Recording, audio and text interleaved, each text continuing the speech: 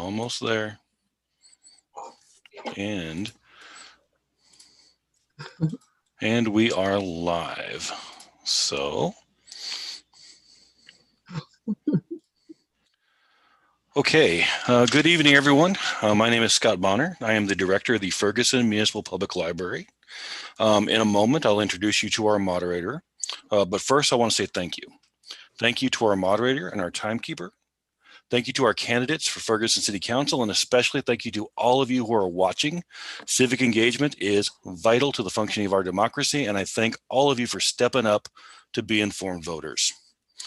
Speaking of civic engagement, I also want to thank the League of Women Voters for helping to put on this event. The League of Women Voters is a nonpartisan organization with a long and storied history of encouraging civic engagement and informed voting.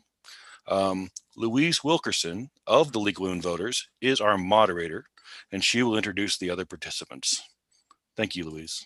Okay, thank you very much, Scott. I won't take up any more time talking about the League. I'll just say, if you want to know more about us, go to our website. You can Google us and you can get a lot of good information. So we would encourage you to do that and consider joining. Okay, I'm being assisted this evening by Barbara Harris, who is our timekeeper, and she just waved. And I would like to say we certainly welcome this opportunity to work with the renowned Ferguson Municipal Public Library. It made a real name for itself back in 2014, and we're just honored to be able to partner with them. So we're going to go ahead and get started. First, I'm going to explain a few ground rules. Let's see. The candidates will have 2 minutes each for an opening statement, 1 minute each to answer each question. Candidates have the right to speak to all questions, including those posed specifically to other candidates. They have 2 minutes each for a closing statement. Now, this next part is very important. This is not a debate. I repeat, it is not a debate. Candidates are to focus their remarks on what they believe. They will not refer to their opponents, the opponent's positions, or remarks. The purpose this evening is to present their own positions. Also, campaign banners, clothing, or buttons should not be visible during the forum. Okay, I think that's all, and I would say the audience has done its job. They've submitted some wonderful questions, and we're really anxious to see how the candidates will respond. Candidates, do you have any questions before we get started? No? Okay, great. Okay, so we'll start with an opening statement from Ms. Phaedra Nelson, who wants to represent Ward 1. Okay. Good evening, everyone. I'm Phaedra Nelson, candidate for City Council Ward 1. I moved to Ferguson nearly 20 years ago when there was a true sense of belonging and community amongst residents. Unfortunately, things have changed, and the sounds I've heard before of children playing have been replaced with the sounds of gunshots. It's because I have seen what Ferguson used to be and can be that has propelled me, Phaedra Nelson, to seek the office of Councilwoman for the City of Ferguson, First Ward. Excellence, experience, and elevation are the words that come to mind when speaking of what makes me qualified for this position.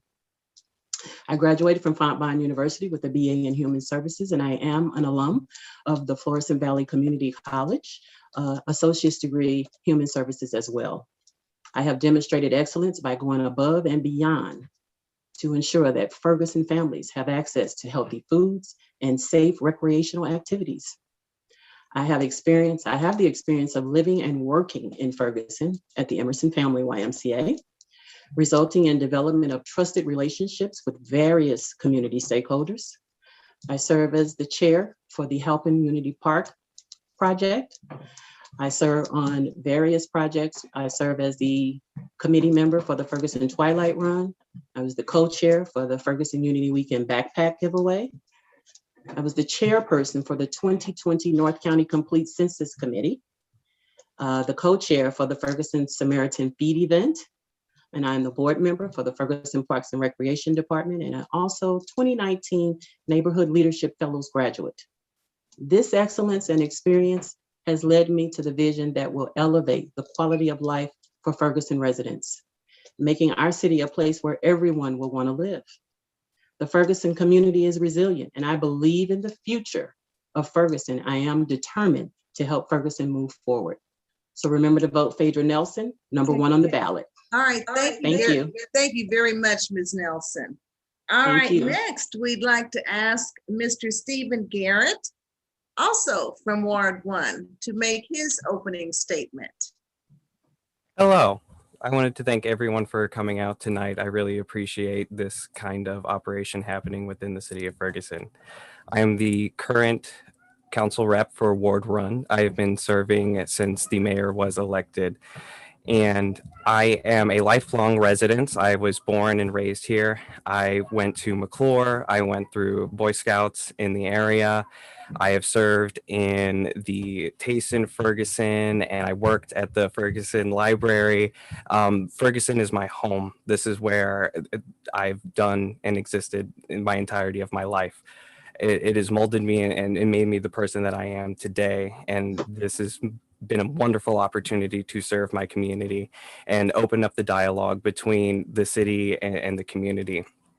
I come in as a design and marketing person by trade, and I want to bring that kind of transparency and accessibility to the community and really work at creating a transparent dialogue where we have forums like this and we can engage citizens at all levels. We are doing a lot of great work with the 2040 plan and working within the consent decree to better our community, and we need to be leveraging technology and planning and finding long-term solutions and executing that with the citizens in mind, and then also taking their feedback and actually finishing projects and working to better the lives of every resident that is here.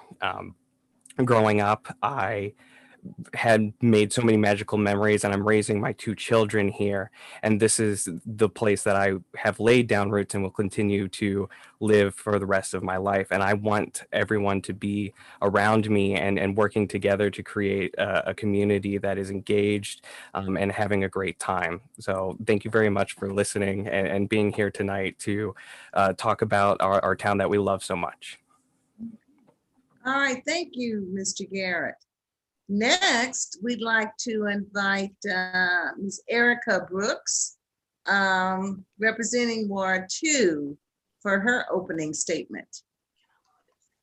Good evening, and I want to thank everyone that hosted this event, and I want to thank God for this opportunity to be able to represent His people. I am a resident of Ferguson. I've been here for 10 years. I'm a native of East St. Louis, Illinois.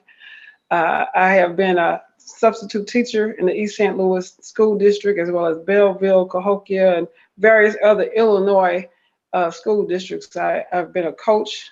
I've been the vice president for PTA in the East St. Louis area. I've been just really involved with the community, because that's the voice that we need. We need some inclusion. We need togetherness. We need some cooperation and collaboration. And so when I moved over here to Ferguson and experienced the racial profiling, which I didn't know I did have, it was only in 2014 where it was brought to my attention that that's what happened to me. And so when it came to engaging into the community, my occupation as a freelance media photographer allowed me to be in the atmosphere, not only to capture the Mike Brown essence and understand firsthand on the front lines what segregation, unrest, injustice, economic injustice. I mean, everything that deals with disenfranchisement deals with.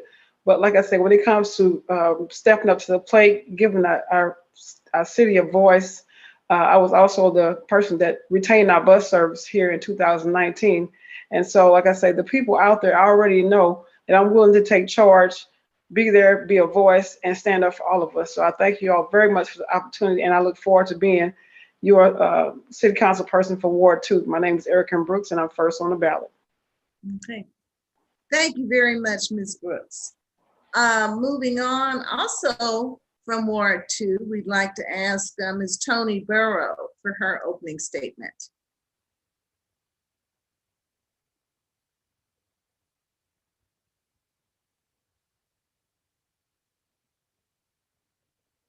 Let's see, is Ms. Burrow with us? Tony, check your audio settings.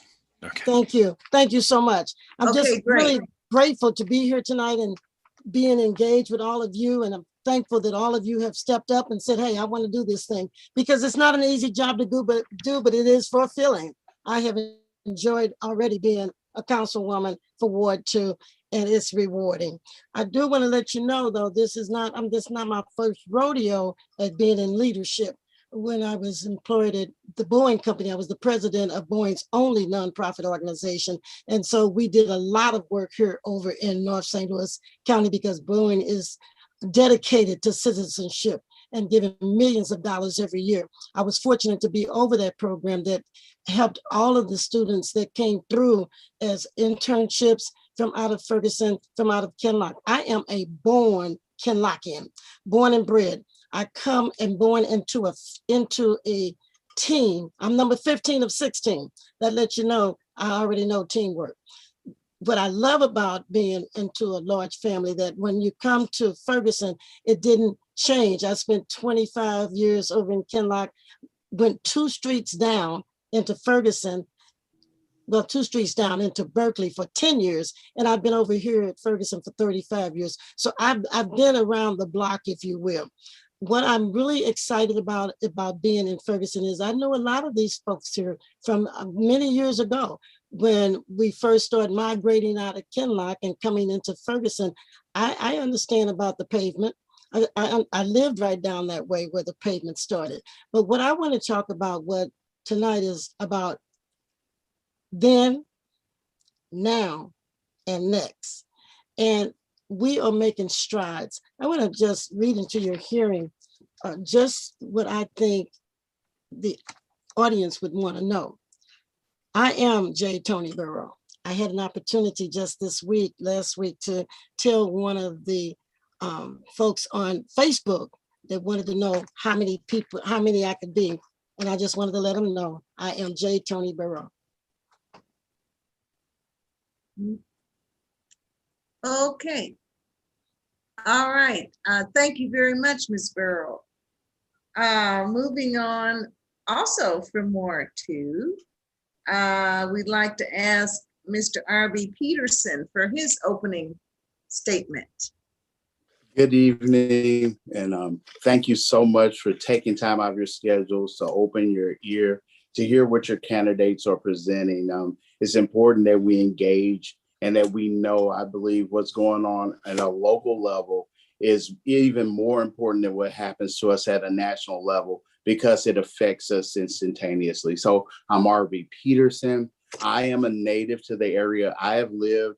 We moved from North St. Louis to Thurston, which is the first street of Berkeley. My backyard is Ward 2. So I've been in Ward 2 for 46 years. Outside of the time that I spent in Chicago, Illinois, where I attended Columbia College of Arts, there I studied television and computer arts. Other than that, in a brief stint in Edwardsville while my wife was in school, and a short time in Florissant, I have been in Ward 2. I graduated from Lee Hamilton Elementary, then Ferguson Middle School, and then McClure High School, where I was one of the captains on the football team in 1991, just to throw that out there so you'll know who I am. Now I serve Ferguson as a chaplain for the police department. After the unrest with Michael Brown, it was needed that we would come in and begin to minister and share in the lives, not only of the police officers, but of our community. So even as a servant to the officers and a servant to the community, so you can understand, during roll call, I'm there praying for officers, but when a traumatic event happens in our city, we're on the call. We're there praying with those families. So I have a touch, I have a feel and a concern for the people that live here. I serve as senior pastor of the Christian Life Center in Florissant. We're right on Dunn Road. Many of my parishioners live with me in Ferguson. And so Ferguson is part of my family. I've been here. I know many people here. I know many business owners here. And we want to work to bring about unity in our city, unity across the board to where it's not one word. Thank you. All right. Thank you very much, Mr. Peterson. We appreciate that. Okay, moving on. We'd like to present Ms. Nikita Noah from Ward 3. Hello, everyone. I'm Nikita Noah, and I'm the best candidate to represent Ward 3 on the Ferguson City Council. Vote Noah #1 on the ballot. I am a hometown girl. I am a McClure Senior High School graduate. I have lived in Ward 3 of Ferguson since December of 2017. A Ferguson-based realty group assisted with the realty process, and I procured my home. I am also an avid voter from my Ward 3 address. Currently, I am a customer service professional, a licensed life and health insurance producer. However, I have over 10 years professional work experience working for St. Louis County government. The experience has supported my ability to best serve the residents of Ward 3. My professional work ethic encouraged my passion for community and public service. I am a believer, I am a leader and a volunteer, but most of all, I enjoy engaging with the residents. I have volunteered supporting the census, ensuring that Ferguson is counted. As alumni of St. Louis Community College, assisting with the Urban League at the Forest and Valley Community College campus, volunteering at the Ferguson-based YMCA, assisting with Samaritan's Feet, a Unity Weekend book bag giveaway volunteer, as well as an opportunity to volunteer in Oakmont apartment townhomes, distributing masks and thermometers to families in Ward 3. I am a member of a fabulous group, Proud. I am the Ferguson Parks and Recreation chairperson, and on a consistent basis, I pick up trash in my community since 2018. After completion of my internship at the Ferguson Community Center in 2019, I graduated with honors from Harrisville State University, a Bachelor of Science in Urban Affairs. I am the best candidate to represent Ward 3, also because I practice care in my daily life. As your council person for Ward 3, my top priorities are listening to the residents' concerns and issues and finding solutions. Street repair, vacant homes, demolition and restoration, beautification and economic development, public safety, compliance and completion of the Ferguson consent decree. Okay. Thank you, Ferguson, for the opportunity. Thank you very much. Moving on. Also from representing Ward 3, Ms. Latasha Brown. Your opening statement, please. Hello, how you all doing? My name is Latasha Marie Brown. I live in Canfield Green here in Ward 3. I became really active in my community in about 2014 after the unrest of Mike Brown. However, it was not Mike Brown that made me become active. I became active because I saw a community held hostage, and we didn't have active resources or adequate resources on the side of West Florissant. My goal is to connect, empower, and grow Southeast Ferguson with the greater whole of Ferguson so that we all have adequate resources that we all can use. My things that I have done this for within the community. In about 2015, we started a group called the Southeast Ferguson Community Association. Throughout the years, we have had many events such as pop-up resource events, book bag giveaways, fresh produce giveaways, and things like that. Basically, I'm an advocate for the community, and I have been an advocate for this community since 2014. I'm asking the community just to go out and vote for the best candidate, regardless of who they vote for. And I thank you all for just showing up for this forum. Okay, we appreciate that. Thank you very much, Ms. Brown. And last but not least, also from Ward 3, Mr. Mike Palmer. The Good floor is evening. yours. Good evening. Thank you for the opportunity to be a part of this forum. I hope to be elected and look forward to serving for the community that I've been a part of for my entire life. My name is Mike Palmer. I was born and raised in Ferguson. I've been here for 36 years. Like many people in this room, I've also went to the public schools here. I went to Griffith Elementary, Ferguson Middle, and I also went to McClure High School. After high school, I went to Flow Valley on the A+ scholarship. I was one of the first classes eligible for that, and it was a great program. And I was able to get actually 10 associate's degrees while I attended school there. I never went on any further with any college education, but I did receive my real estate license in 2005. I became a real estate agent in 2005 before the housing market, which really peaked in 2008, similar to what we're experiencing right now. I became a real estate broker in 2011 and opened my own company, Palmer Real Estate, in Ward 3 within the city of Ferguson. I became real active in the community around that time. I started volunteering. I became part of the business district, the Ferguson Station Business District Board. I served 2 terms on there. I currently serve on the Ferguson Neighborhood Improvement Board, which is an appointed position through the city council as well. And I also serve as the treasurer on the Main Street Board, which is a business development organization that hopes to work to spur business development in Ferguson. I have lived in Ferguson my entire life. I hope to be elected to council, and I want to concentrate on public safety. The roads are obviously very important to work on. Our parks need help. Business development, I mean, COVID didn't help, and neither did 2014 and all the riots, and it's been very challenging to fill storefronts. Shutdowns have been tough. And then housing is our biggest struggle, and that's where I think I can do the best with my business experience, my housing experience, my neighborhood improvement board volunteer experience. And I hope for your vote on April 6th. Thank you. Okay, thank you very much. All right. Thank you so much, candidates, for letting us know a little bit about what you're thinking and so forth. So let's move on with the questions. The first question will go to Ms. Phaedra Nelson, and it's something a little mundane, not too technical, but we saw a number of questions concerning how council members interact with each other and get along. So here's the question. How would you work with your fellow council members so as to minimize personality clashes and vitriol? Ms. Nelson.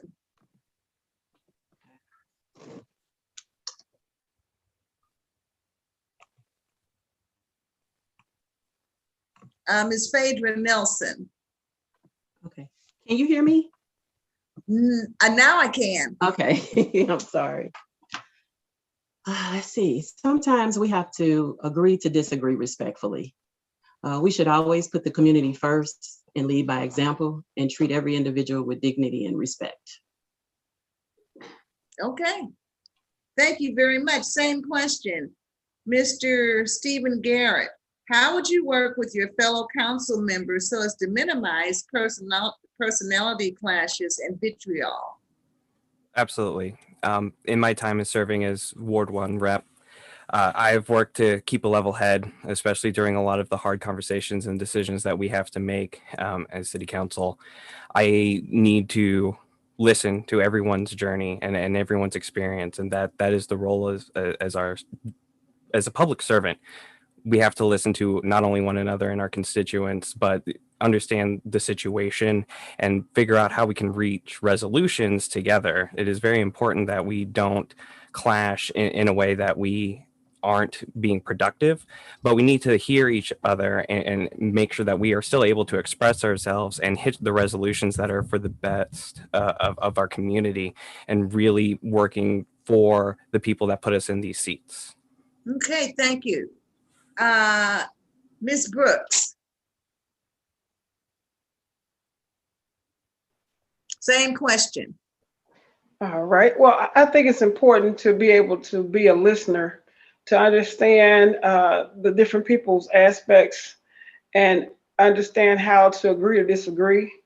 if it comes down to the situation. And the overall purpose for our being in the seat is to listen to our constituents to make sure that the things that they want and their desires are answered. So in order to deal with other people that are with me, as far as other council members, I think that should be our main focus, is to understand what our people in our ward want, as well as our constituents in the city of Ferguson. So it's all about the people. It's not about our personal agenda, but it's about the people. And if we can work that out, that's all we're here for. Okay, thank you very much. Mhm. Ms. Burrow.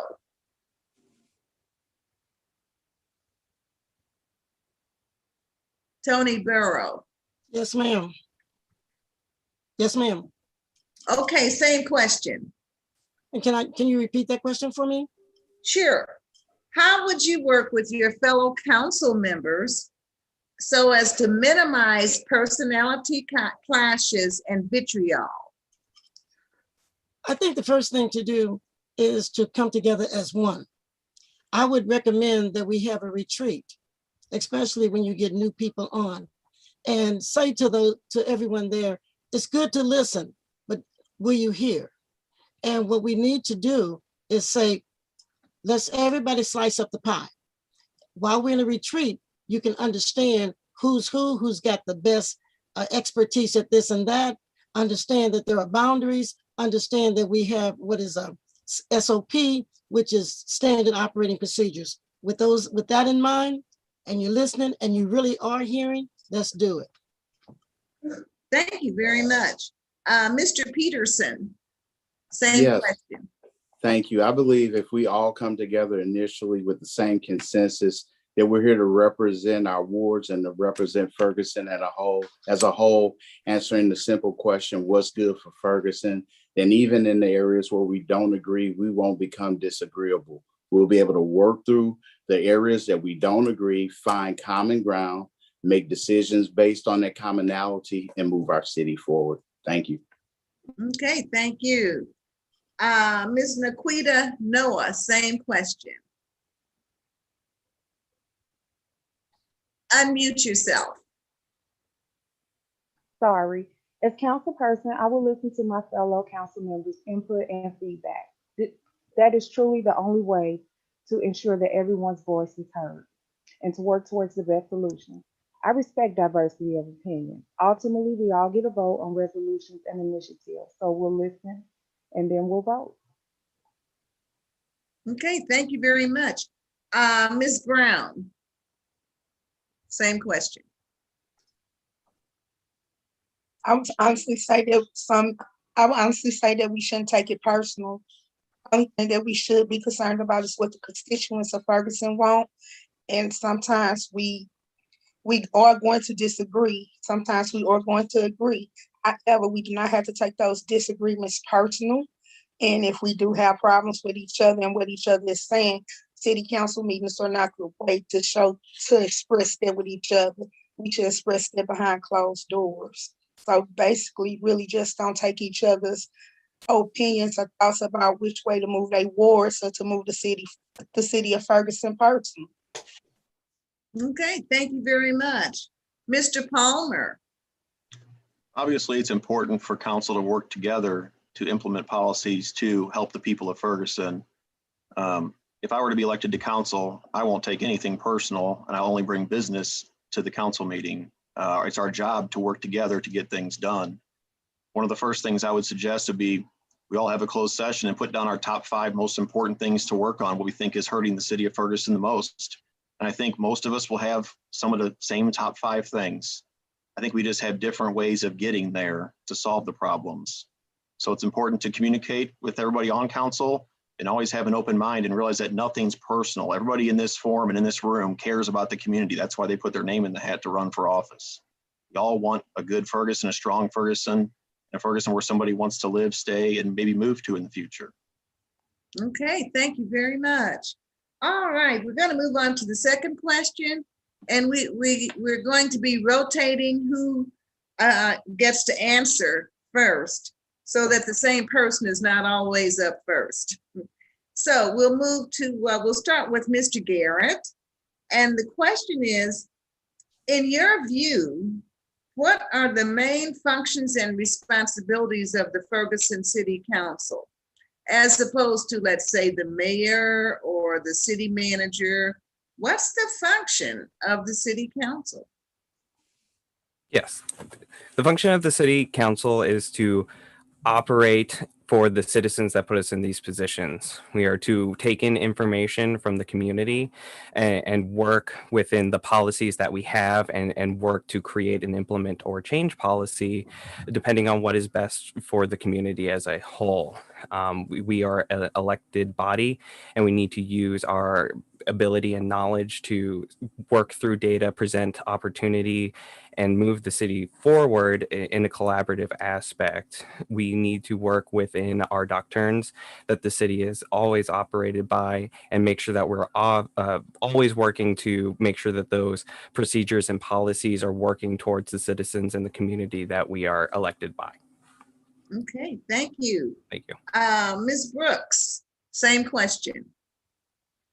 All right. Well, basically, we are an extension of our constituents. And so we are here to be able to, like Garrett said, he pretty much summed the whole thing up. We pretty much want to hear what our constituents want and give us what we need to address. Then we take it back to the table with the other city council members to find out exactly what we can address, along with our city manager and financial director, to make sure that we have the funds to even address the situations. And so when it comes down to doing anything for our community, like I said, we had to first hear them, and then we move on to our city leaders to make sure that we can actually financially address whatever they have coming to us and to empower our community. Okay. That's All right, thank you very much. Ms. Burrow. I think that we're here to, oh good, I'm off. I think that the council is here to act for the people. We are the voice of the people. We raise our hands and do a vow when we are installed. I'm an ordained minister, so I understand about vows and I take them real serious. One of the things that I believe in doing is saying to any constituent of mine that I'm going to do my best for you. I'm going to do for you what I do for myself. And I don't say that for Ward 2. Every citizen is a constituent of every council member. We're here to do the best, to make this the best. This is the city of choice for me. And I want it to be the city of choice for every constituent in the city. So I'm here to do what it takes to make this the place where you want to live. Thank you very much. Mr. Peterson, same question. Yeah, our functionality is simply to be the voice, to be the eyes, to be the mind of our constituents in a concise manner. When we hear policy, when we hear of new decisions, when we hear of new businesses, when we take all of these issues, topics, situations into consideration, we bring to the forefront what's best for Ferguson. And then as a united group of individuals, we bring to bear the heart of our city on these decisions so that we can move forward as a single community. Okay, thank you very much.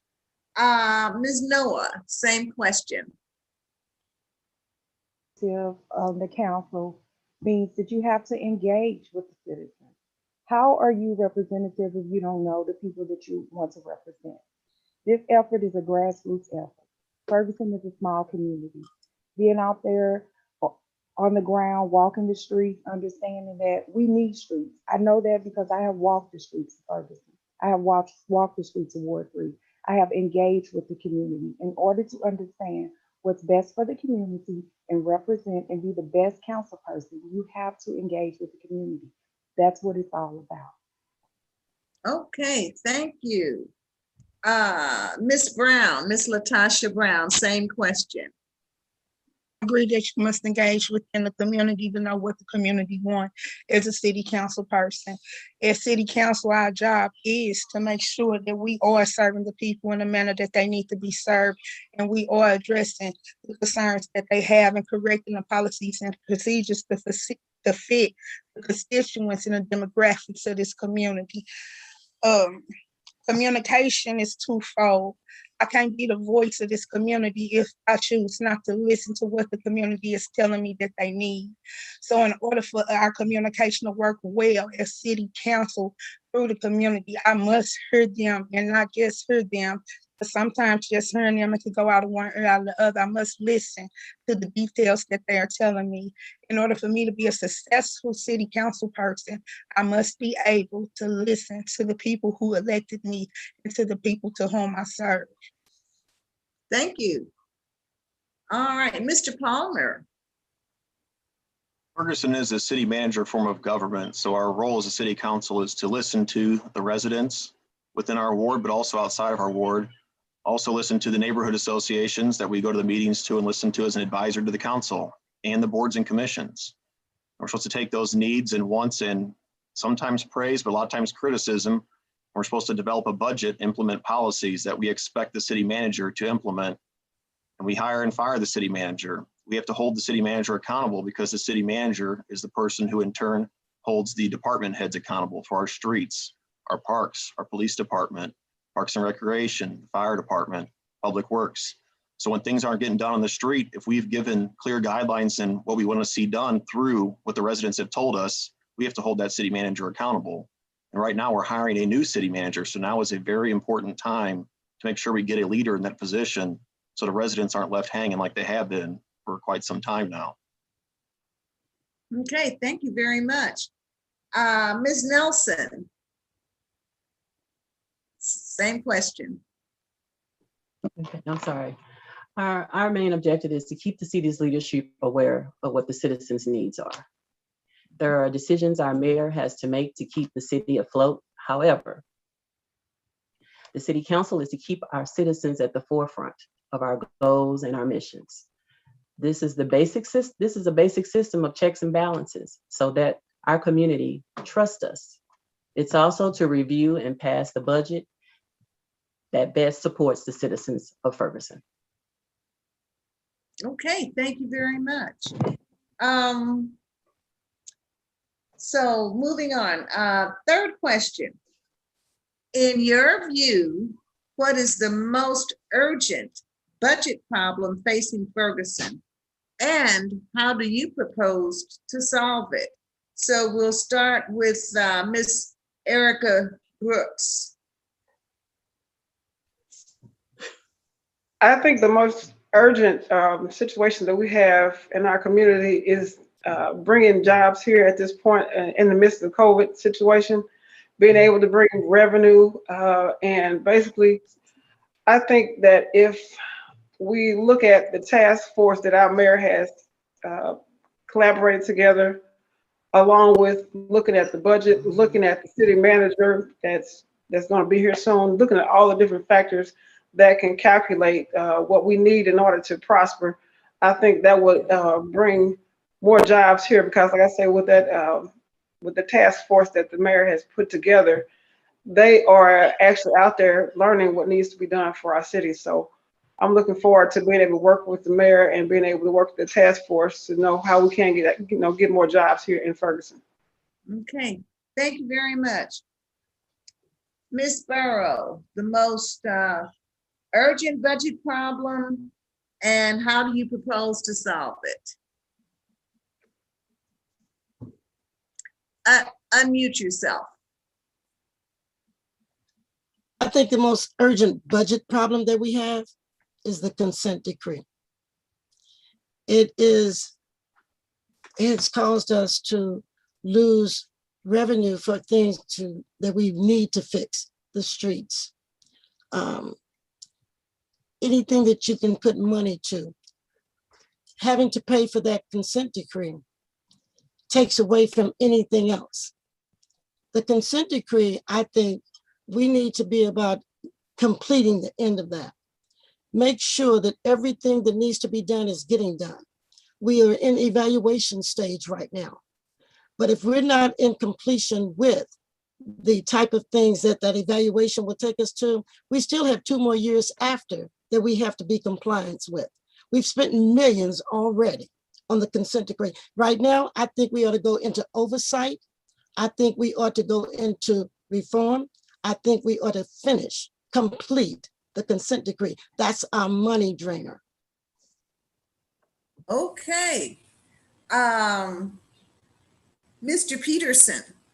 Yes, the consent decree is our greatest drain on our budget, but in light of that, without bringing proper funding to our public safety, to our police department, that is going to continue to be an issue. With the consent decree pointing directly to what happens in our police department and the fact that we can't bring our standard up to where we can hire qualified individuals and entice them to come into our city is what I see as our greatest need. We need to be able to put the resources behind public safety to bring up the standard so that we can move our city forward and finish the consent decree and move on. Okay, thank you very much. Ms. Noah. I do support a fully staffed police force. And yes, at this time, I would say that is what's most crucial. We have to be able to attract officers outside of the region. We have to have the funds available. We have got to secure a fully staffed, qualified police department. Okay.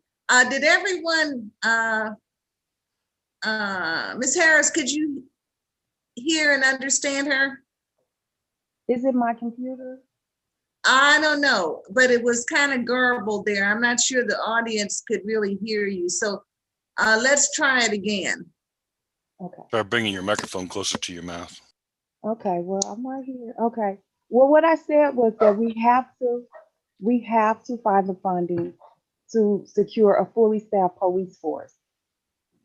Public safety is number one at this time. You know, our police force is short. The police need help. I hear gunshots. You know, I don't know about you all, but that's my number one concern. Definitely public safety. Okay, thank Was you. it better? Yes, that was a lot better. Okay. I could understand you. Ms. Brown, same question. I would honestly say I'd like to put more money into the public works department, meaning give public works more money so that they can take safety measures to make our streets more safer. They can patch up the potholes. If they need to build speed bumps on their own on some of our streets, the public works department, if they get more money, they'll be able to do that. If we need to put up more stop signs, the public works department will be able to do that. Safety, the public works department can help the police department with safety by being able to put certain things into place and by making our streets safer, by getting rid of the potholes, by putting in measures to slow people down as we go. So I truly believe that public works need more money. That way we can get better streets in Ferguson. Okay, thank you. All right, so Mr. Palmer, same question. What's the most urgent budget problem? And how do you propose to solve it? Challenge being a candidate for office to know what the current budget shortfalls or issues are, since I don't have the detailed information that the council does have. But I do make it a point to try to read the 180-page budget every year. And the city of Ferguson residents have bent over backwards the last 6 or 7 years with tax increases. So I can't help but wonder, where's the money going? We need to be better stewards of the people's money. I mean, we need to go through the budget with a fine-tuned comb and look at discretionary and see if it is truly needed or if it is indeed discretionary, if it should be used for more urgent matters such as police or streets or parks or housing. I mean, the budget has gone up over 25% in the last 4 or 5 years, $4 or $5 million more a year.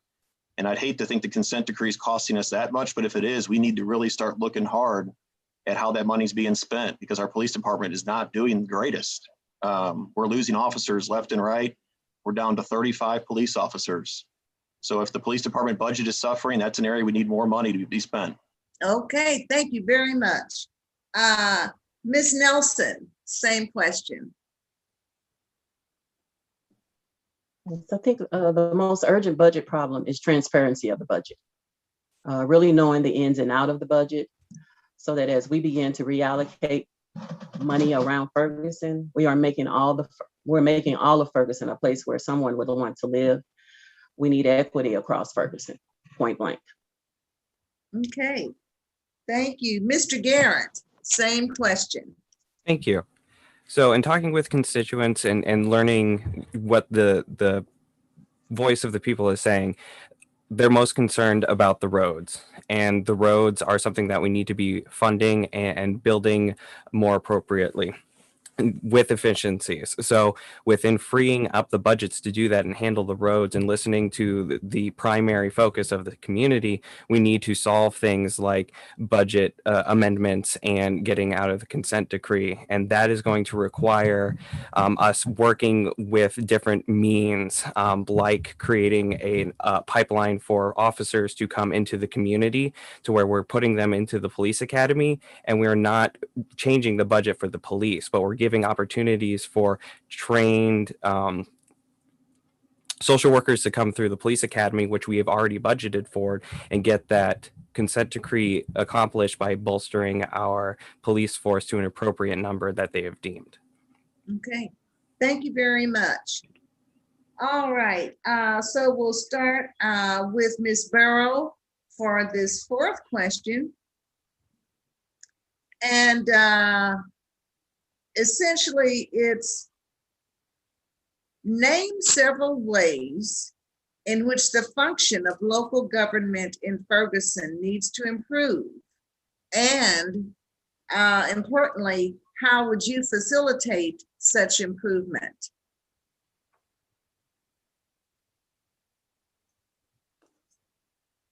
The functioning government improvement is based on how well we can function together. With that, if we can't reason with one another, we cannot get to that place where we can move forward. So I would say the first thing we need to do, we need to come together as one. That's our main functioning problem. We need to have a person that is in the seat of the city manager, because as spoken, we are city manager run town.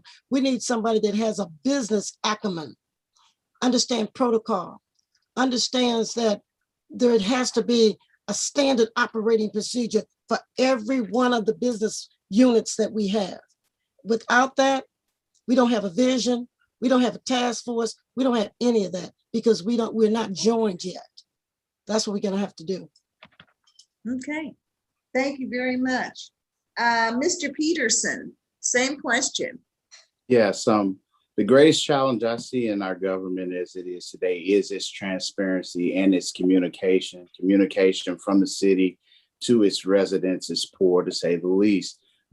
How can we work together to remedy the gap between the government and the people is the biggest concern that I have of our city. And what I would seek to do is to begin to do open forums as COVID is lifting. If we meet up at January Wabash and we just let the residents come and talk to us and we tell the residents what's happening, because everyone can't make meetings and town halls, but we really have to work hard to make sure that we communicate what's going on in our city to all of its residents. Okay, thank you very much. Ms. Noah, same question. We have to have the best representation, and we have to represent as the best, which is why I'm running. I invested everything that I have in my home. So, you know, Ferguson has to progress. We have to progress. We have to progress together. We have to go through the budget. When we're in the meetings, we have to work together. We have to keep the city business first, not our personal interests, but the city business first. That's number one. When I'm listening to the meetings in many occasions, it hasn't always been that way, but we have to do that. That's why with the new council and the new representation, I will represent in that way. We have to put business first. We have to put the city first and the residents. Okay, thank you very much. Ms. Latasha Brown, same question. I think one of our major problems here in the city of Ferguson is that we keep hiring people to be the city manager that has no connection to the community whatsoever. We need to find people who have connection to what we are and to what we stand for here in Ferguson. I also believe the communication, lack of communication with the constituents is also a problem. We get information, but we don't get all the information, and that's not good. We get information on the back end. And sometimes if you get the community involved, there's things going on, it'll be a good thing for us to work together because you'll know what the community needs. Okay, thank you very much. Mr. Palmer, same question. I'd say one of the biggest concerns has been voiced a few times already in this question, but the city is a terrible communicator. Today we live in the information age. There are so many avenues to communicate, not just the Ferguson Times, which is a great way to get news out, but there's many other ways to do it. And the residents, when they are not heard, they are upset. And it is noticeable at the council meetings when they show up during public comment and their first thing they say is, yeah, I've sent 3 emails and they've all gone unresponded. I've sent 3 voicemails, no one responded. It's unacceptable for a city not to at least respond and acknowledge they got the message and then follow up with a solution or at least an answer as to why we can't fix the problem. If the residents aren't being heard, they're going to have a lack of a want to even say anything again because they feel like it just falls on deaf ears. And that's what we don't want and what's going on right now. Okay, thank you very much. Ms. Nelson. Yes, the best way to improve how our government functions is for us to have a group of people leading us who are willing to sacrifice for its citizens. If we cannot communicate, plan, and implement policies that are for the people, everything else will fall in place. We also need to be more accessible. If the people can't get to us, we can hear from them and then provide for them. We can't ignore when people show that don't have forgiveness for Ferguson at the forefront of their priorities. Okay, thank you very much. Mr. Garrett, same question. Thank you. The best way that we can improve as a government entity is increasing our avenues that we are leveraging technology and communication. We need to be utilizing social media. We need to be utilizing our big committees when we can't access people or people don't have access to the internet. We also need to be building platforms and ways for the citizens to communicate with the government and with each other. I was a big part of building the Ferguson Observer, which is a news website, and leveraging these technologies and using what we have and expanding upon that, including like project management software within the government to where we can have tracing our progress on projects and we can create pipelines of information where we're distributing what's going on, what do we need, what are the citizens' opportunities to engage. We need to be leveraging not only the internet, but print materials, calendars, and really working to open the lines of communication. Thank you very much. Thank you. All right, Ms. Brooks. Okay, so basically, I think that we need to meet people where they're at. You know, a lot of times, people in this community, we find a lot of cliques to the point where, like everybody's saying, the communication is off. We don't find out anything until it's executed already. We show up at town hall meetings, and it's just a show up. It's not something where you're gonna hear our voice and, like they said, be able to answer what we ask, you know, or even read the questions that we sent, you know, or pick the ones that's transparent and make people accountable for what they do.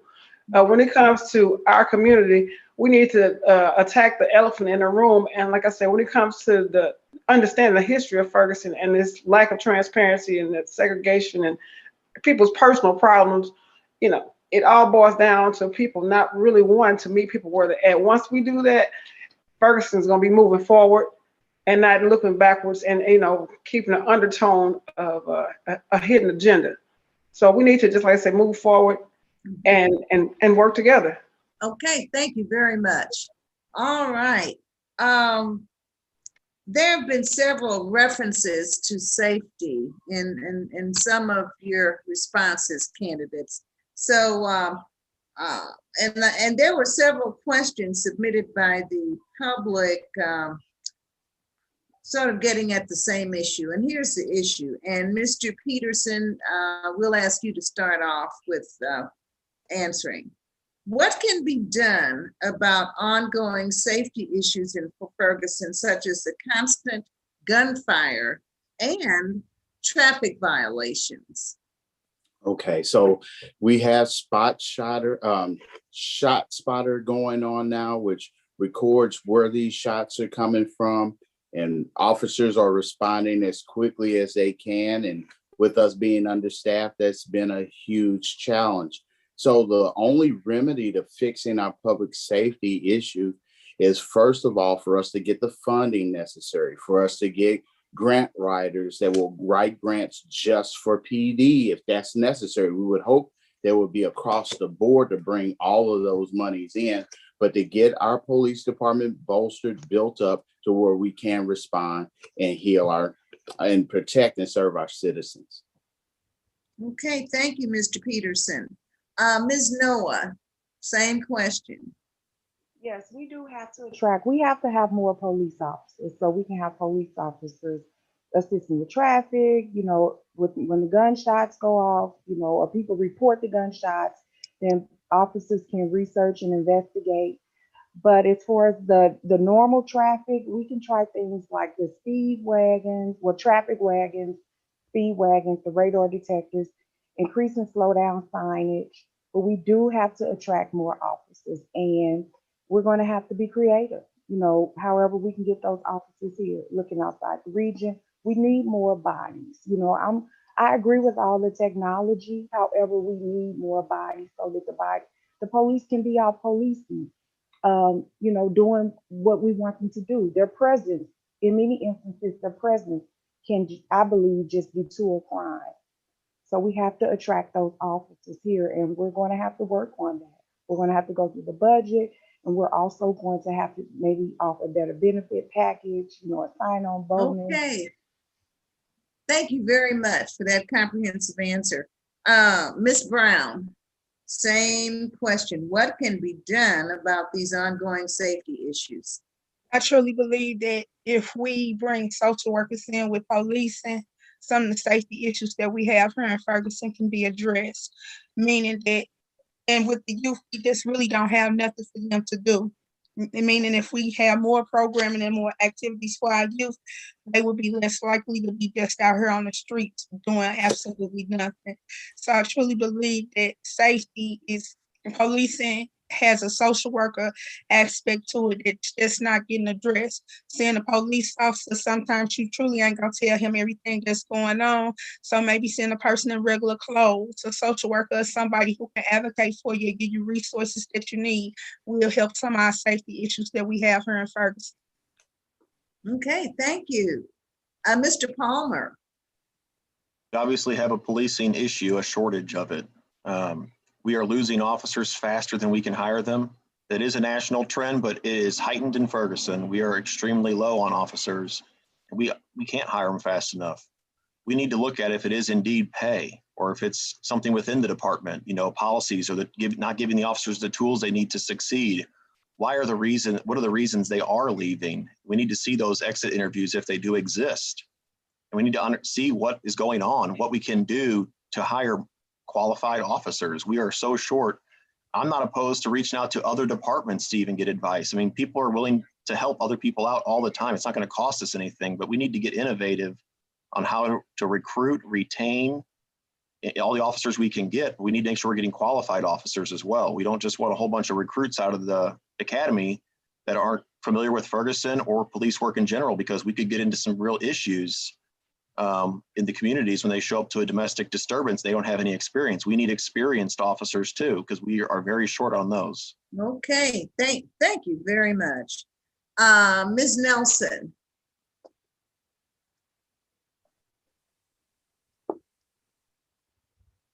I'm sorry, we're going to start with funding and trust, but we also need to get more creative with our recruiting style when it comes to getting police officers.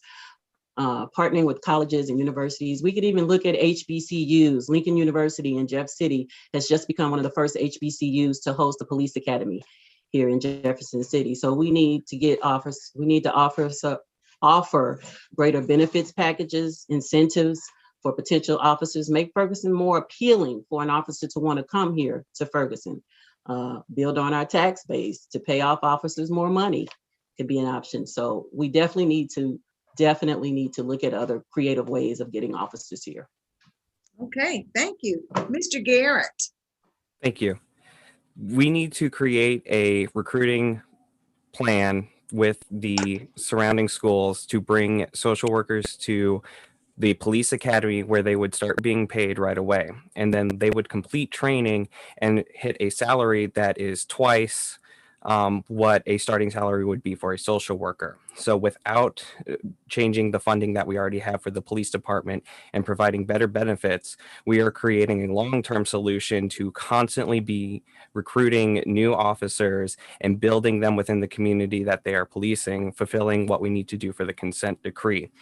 We are also creating the opportunity where we are having a trained police staff, but also where we can promote within and give the officers that have been with us opportunity to grow and have growth opportunities to be promoted and fulfill the rest of the consent decree. This is our best option as far as maintaining what we're paying, utilizing our lucrative benefits packet, and filling out the consent decree.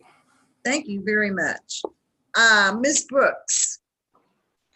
Yes, I think it comes with different factors. One being that when it comes to officers being vetted, I think that their background should be closely looked at, because a lot of times officers come from other departments and they've had a bad background, and then they just filtrate our services, and they end up being those bad cops that's being held within the surroundings of good cops and getting the bad reputation. So when it comes to just looking at the human resources department and making sure that they have the background it takes in order to build our community, engage with our community, do all the different things that are in that consent decree to be able to empower our community. Those are the things that we need to make sure that they have the background that we need to move Ferguson forward. And also just being able to make sure that they are here for us to protect and serve us, and not just incarcerate us. Oh, make money off of our community. Thank you. Ms. Barrow. Thank you. Can I get that question again? Sure. Let me see. Hold on. Let me find it here. I think it had to do with the safety issues. Is that it, folks? That's what I thought it was, but yeah. And specifically, citizens were concerned about the constant gunfire, as well as traffic violations such as speeding. Okay, I want to hit the problem. We all know that we need more police, but speeding is lawlessness. It's a crime. And we need to stop the crime. I think it was Mr. Palmer that said about the exit interviews. I happen to know some of the police officers that left. It wasn't about the money. I'm thinking that we need to give serious consideration to the lawlessness of what's happening here. We need speed guns so that we can stop a person that's speeding and then handle it in a lawful way.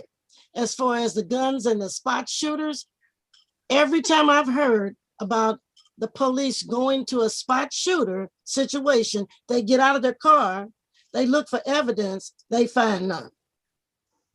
What they tell you, we got a problem with a mechanism that's not working. And what's going to happen? Citizens are going to get on the phone and talk about the gunshots. Okay, thank you very much. All right, let's see. Next question, and we will start with Ms. Noah. And the question is, what is your relationship with the neighborhood presidents and the neighborhood associations they lead? Well, I have reached out to the neighborhood association in the past, and I never received a response. But I, attend the council meetings. I'm always in the community, talking to people, engaging. I know that one of the candidates heads one of the community neighborhood associations, and I have reached out, but I didn't receive a response. There's another, I live in Southwest Ferguson, and there's another association, and I don't believe it's ongoing due to COVID. But I'm involved. I'm the chairperson on the Parks and Recreation Board, and I attend the council meetings on a regular basis.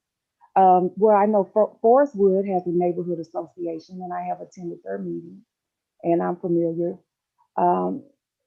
So there, Okay. as far as North Hills, I don't believe North Hills currently has a neighborhood association as far as Ward 3 is concerned.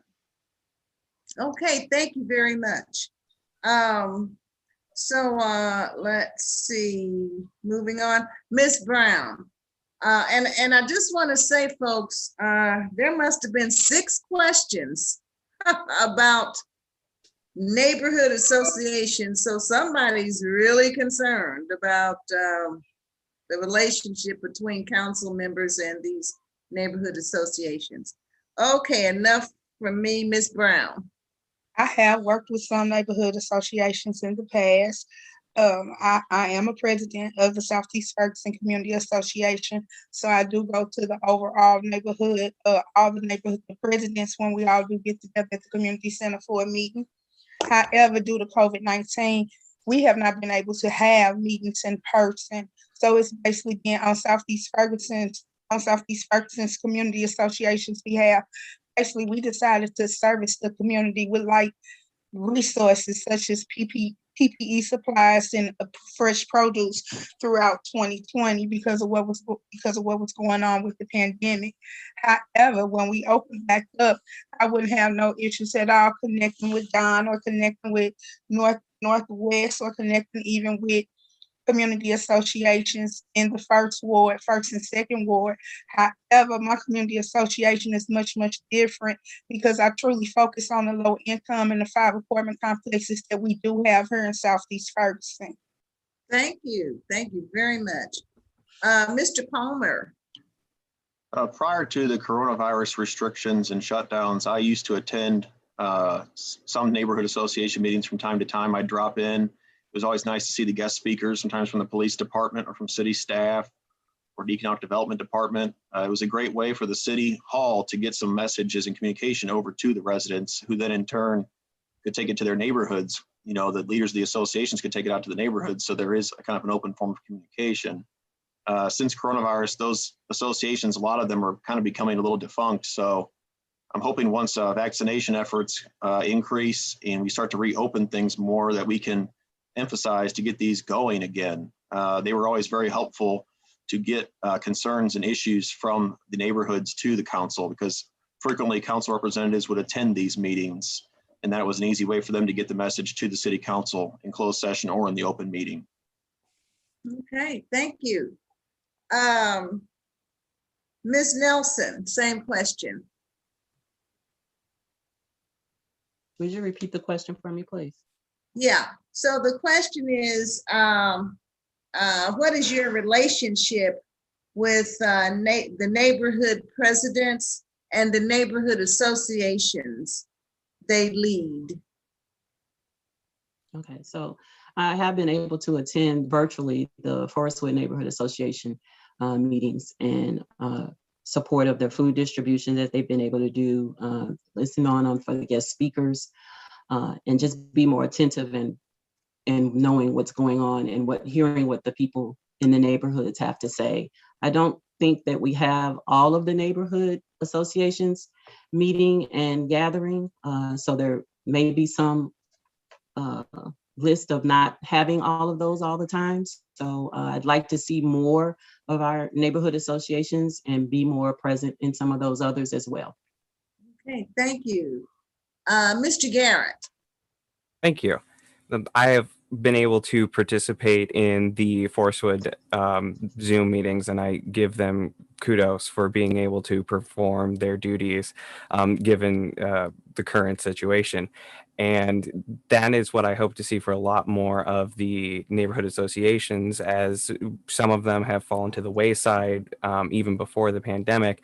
And we need to, as the government, help those form and keep in communications with their citizens. We have a great hierarchy where these communities can find their niche problems or their niche solutions and present them to staff and to the people on council, and we can present policy and really try to work to solve the issues that affect these individuals in their day-to-day life. And when you go to these meetings and you hear what they're talking about, there's like specific road spots that might go overlooked. We have a sign that has for years been damaged, that has been lost just to project management issues, and that's what we need to be doing with our associations. All right, thank you.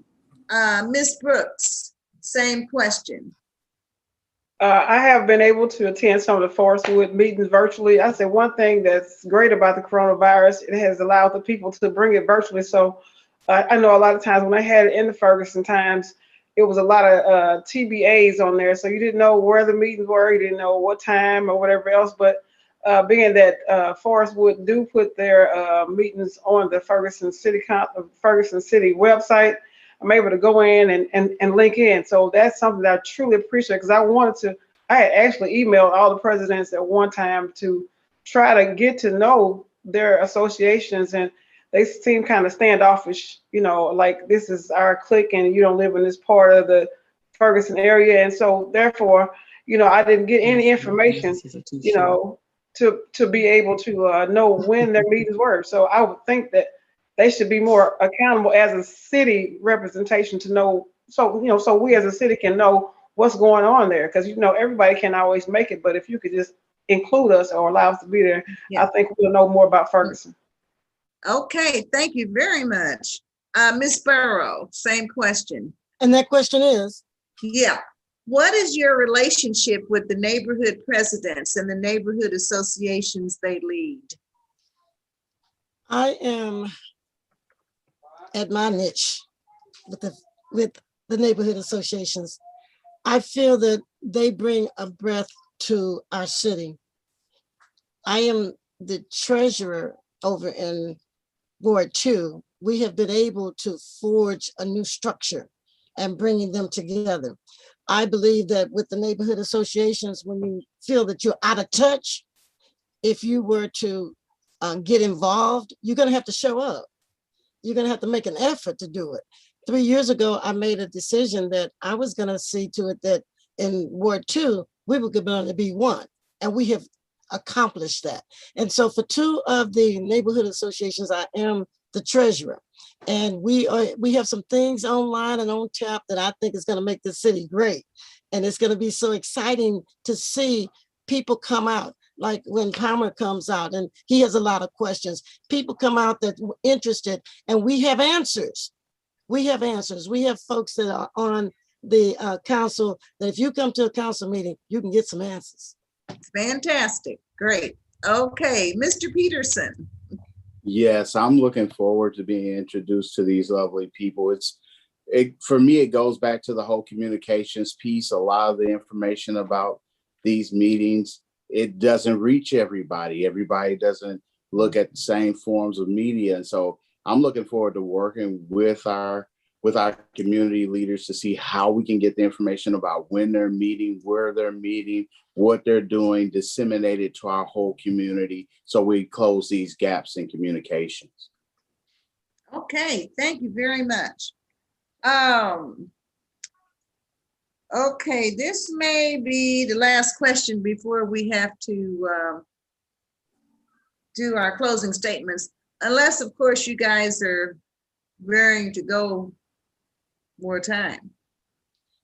I'm just joking. I'm kidding. But this is a very important question.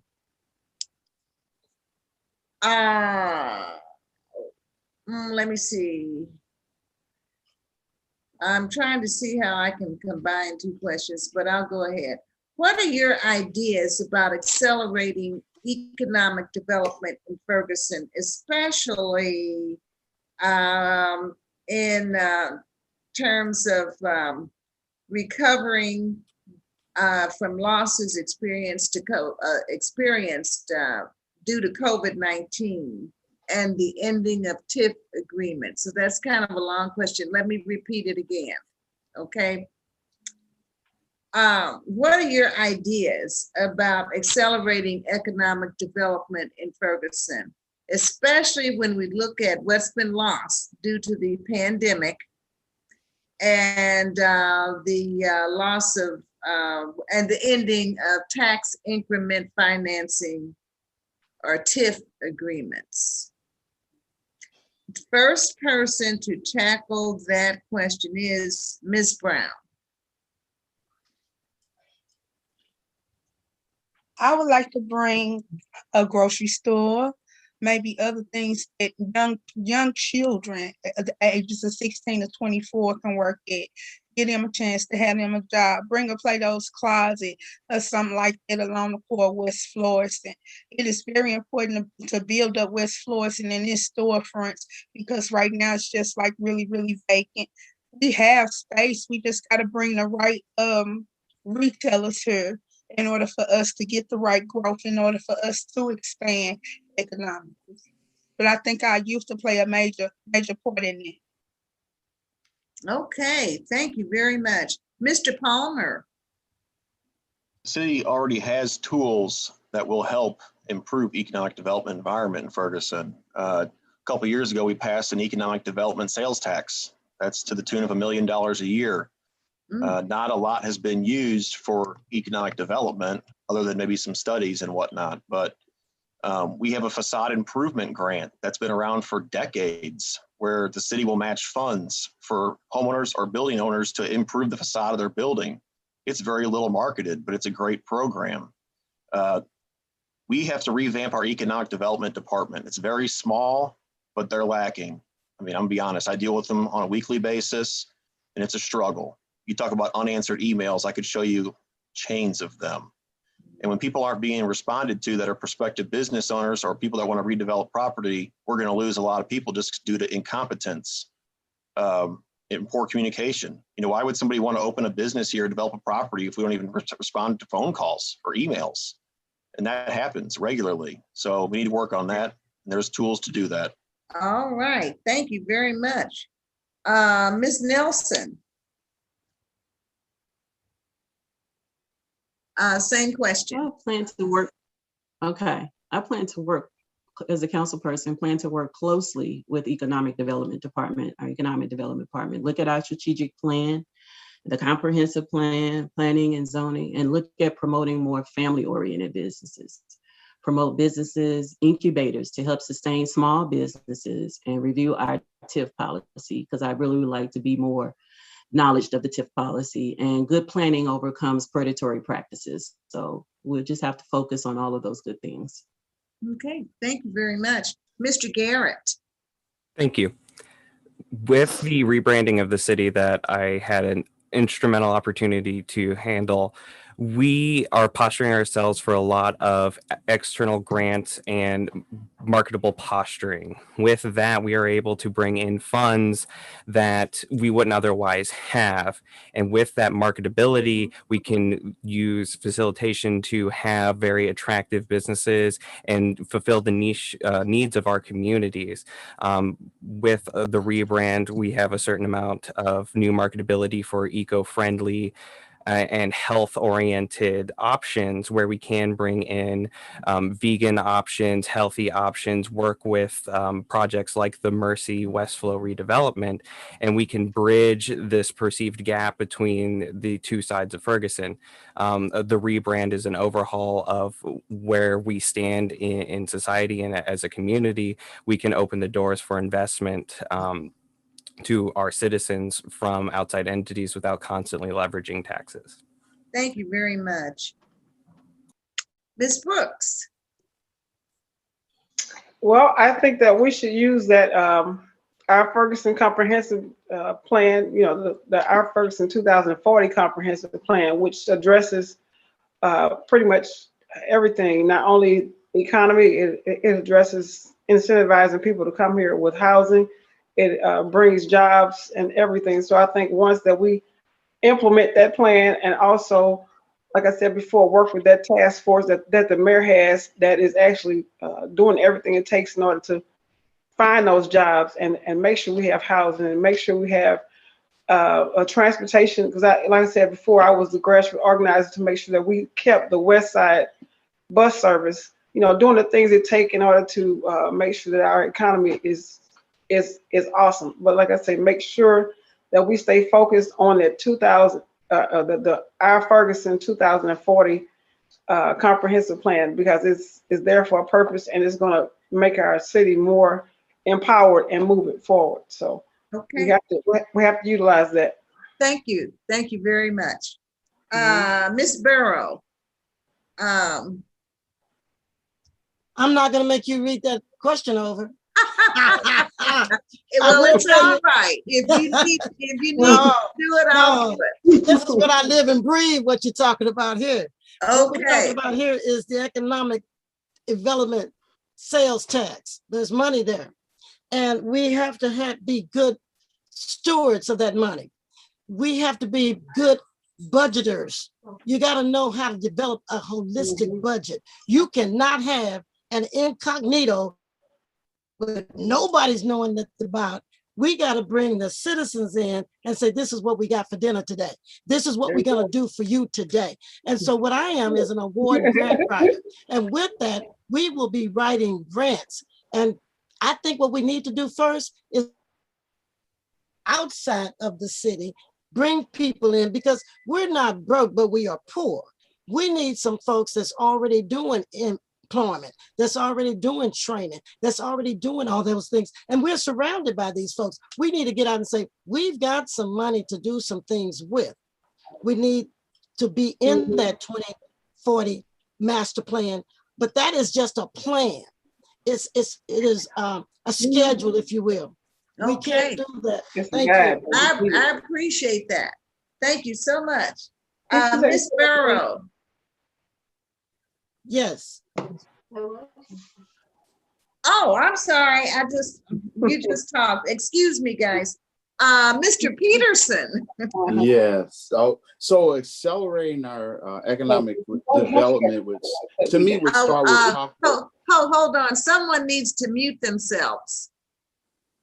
Okay, go ahead. I'm sorry to interrupt, Mr. Peterson. Oh, no problem. Not a problem at all. So in accelerating our economic development, one of the things we need to do is talk to our business owners that are here. How can we bring them together? How can we create a table where our business owners who are here can expand their businesses? How can we talk to our regional businesses and ask them, how can we expand their presence in our city? Trying to go and stretch out and get huge businesses from all across the country, that's going to be hard. Who do we have right here that's operating good businesses that we can bring to the table, learn from, and expand what's already going on in our town? That would be my cure. Okay. Well, I have to say, candidates, you have really shared very thoughtful answers. It's very obvious that you care very deeply about your community, and Ferguson is very fortunate. Wait a minute, who else? Oh, that's right, Ms. Noah. I'm sorry. Okay, come right on. Okay. So as your council person, I will support bringing more business to Ferguson by supporting our economic development initiatives. Here in Ferguson, we have West Florissant and Florissant, which extends south and north. Thousands of cars travel down West Florissant, approximately like 35,000 a day, which means Ferguson has a great location. I do agree that we need to extend our economic development department to St. Louis County, maybe.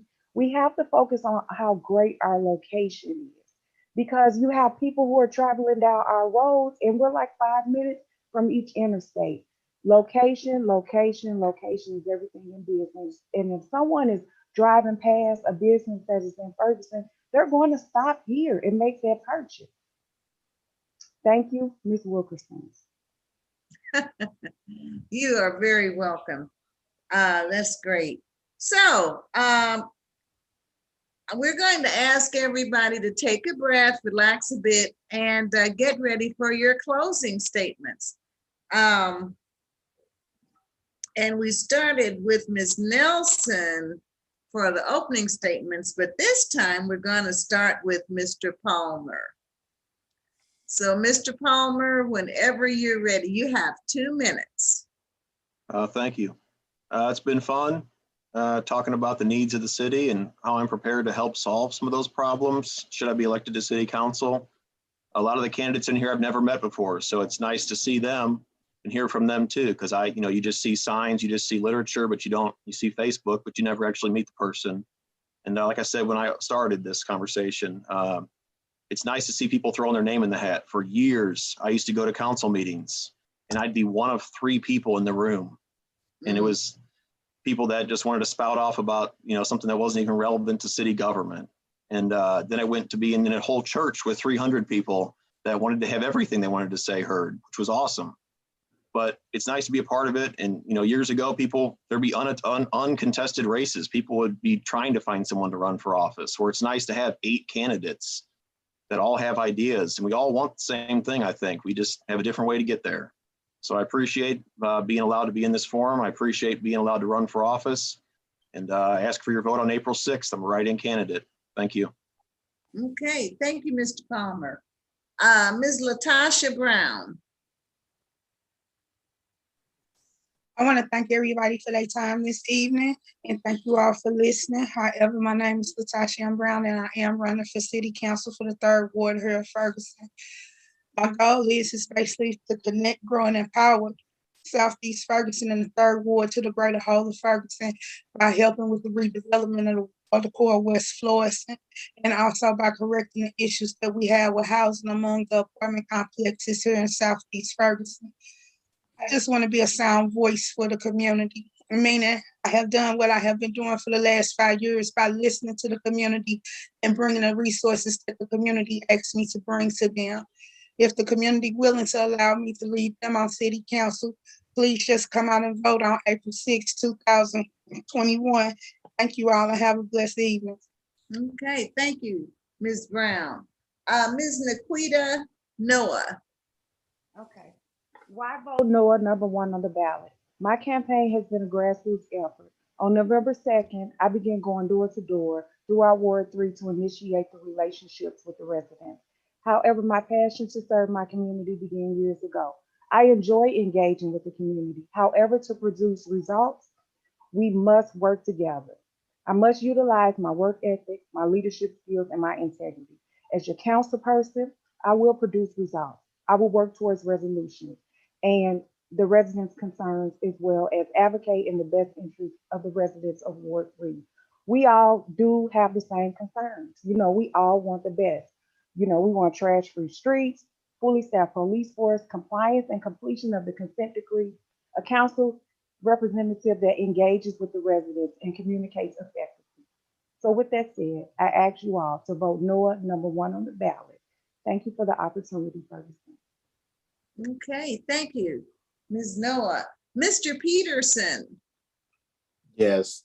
What I bring to the table is simply this. I'm a neighborhood kid. I've watched the transitions. I've watched the change. I've been there. And being here gives me a love for our community, a love for its citizens, not a love for power. I don't need power. I have more than enough to do. So I'm not coming to this to develop a name. I don't need a job. I want to affect our city and bring grace, to bring humility, to bring trust, which would in turn spread throughout the city and cause our entire city to come up, for us to be a complete community, not just separate wards, but one united city who has risen out of a horrible past, out of horrible situations, things that were outside of our control, things that were in our control, but that we did it together. And that's why I'm running for city council, to be part of that change, to be an initiator of the restoration of Ferguson, Missouri. Thank you for your time. And to all my candidates, God bless you all. Okay. Thank you very much, Mr. Peterson. Ms. Barrow.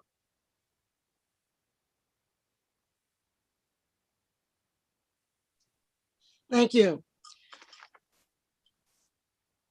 During my next term as the Ferguson City Councilwoman in Ward 2, I will work with Ferguson City Council to develop standard operating procedures for Ferguson City Hall, the Ferguson Police Department, and for the Ferguson Fire Department. I will also help with the restructuring of other neighborhood organizations as we have done in Ward 2.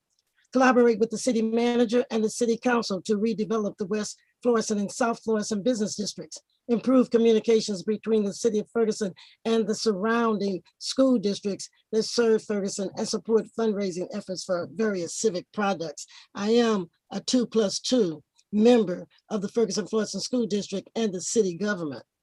Unity in the Ferguson community will continue to be important to me as I collaborate with our neighborhood organizations and fellow residents to understand how we, as a community and as the Ferguson community at large, can have unity. I have lived in Ferguson for nearly 35 years, and I have served this community as a private citizen. And I'm asking you for your vote on Tuesday, April 6th, 2021, so that I may continue to serve this great community as your councilwoman of Ward 2. Thank you. Thank you, Ms. Burrow. All right, Ms. Brooks. One thing I want to say, I'm sitting here listening to you all, and I'm about to cry for one, because it started off with Mr. Palmer and his heartfelt connection and saying how much this meant to me, just to be able to hear where people are coming from, because we all want the best vision and heart for Ferguson. You know, everybody talking about moving Ferguson forward, but it took one choice in our life to say we are willing to step up to the plate and do what it takes, not just to talk, but walk the walk. Be present when it's time to speak up and stand up for our citizens. Serve at the honor and pleasure of the citizens. No matter what, like I said, no matter what's going on in this community, my mind has always been firm and planted on making sure our citizens in Ward 2 have a visible voice, a voice that stands up for us. And like I said, when it came to saving our bus route in 2019, I had no intentions of running for anything, but the lack of representation in our area, it boosted me, it forced me, it propelled me into being our leader for Ward 2. Because it was all because of the people that signed my petition, that was there to make sure that we let Metro know which route that we wanted. When I did the Metro survey, when I went out and had this assistant manager of Snooks to come to a bi-state meeting to say, without that bus route, 65 people wouldn't have had a job. And I took a survey within that whole special business district to make sure that their voices were heard. And without that bus, we wouldn't been able to have economic development. We wouldn't have had stability in our community, and we wouldn't have been able to connect with other parts of Ferguson. But like I said, we kept that service. My son and I, Gabriel Cornelius, and like I said, it was the people's voice that empowered me to be in this position today. So I'm asking you on April 6th to come out and represent us by voting for me, Erica M. Brooks, for your ward member for Ward 2. Thank you so much, and I'm first on the ballot, so go ahead and make that change. Thank you. All right, thank you, Ms. Brooks. Mr. Garrett, Ward 1. Thank you so much. Thank you everyone for coming out tonight, and I am asking for your vote on April 6th. This is because I am someone that is compelled to take action. When the unrest happened and I saw what was going on, I immediately jumped on the opportunity to jump onto the technology board and implement changes to strategy with communications and how we are conducting ourselves with our community. And when we were talking about rebranding the city and becoming more marketable, I worked to become the sitting representative now in order to make sure that the brand represented everyone in this community and that the world could see who we are and what we're about and how we can go forward, and everyone can see how far we've come and what we can continue to do and be invested in as a community of 20,000 lives that matter and that want to be seen and want to live in this city. This is something that I've done my entire life. When I was working at the Ferguson Library and the child was killed from the lockers falling on them at Splash, it was tasked to me to make sure that all the earthquake bars on the shelves and I had to bolt shelves into the mortar walls of that library. And I'm hoping that that's not too much of a bad spot today, but I've worked with the Taste in Ferguson, and I am a person of action, and that I want to listen to the community and where they're hurting and what their needs are, and making sure that we are implementing reasonable policy and that we're reaching the best opportunities for our community so that they have a great life equity. And this is generational, where their children can grow up like mine with my children, and they have their own home and I have my home, and I can retire and probably get to something a little bit smaller so I don't have to navigate the stairs, but not too far away where they can take care of me. And that's what I see for this community. And I want the resources for everyone to live here and come here and thrive here. Okay, thank you very much. So I think we've heard, no, Ms. Nelson, your closing statement. Okay, Ms. Wilkerson. As a council candidate for Ward 1, just know that Ferguson has a special place in my heart. I want to help make Ferguson a city that works for everyone.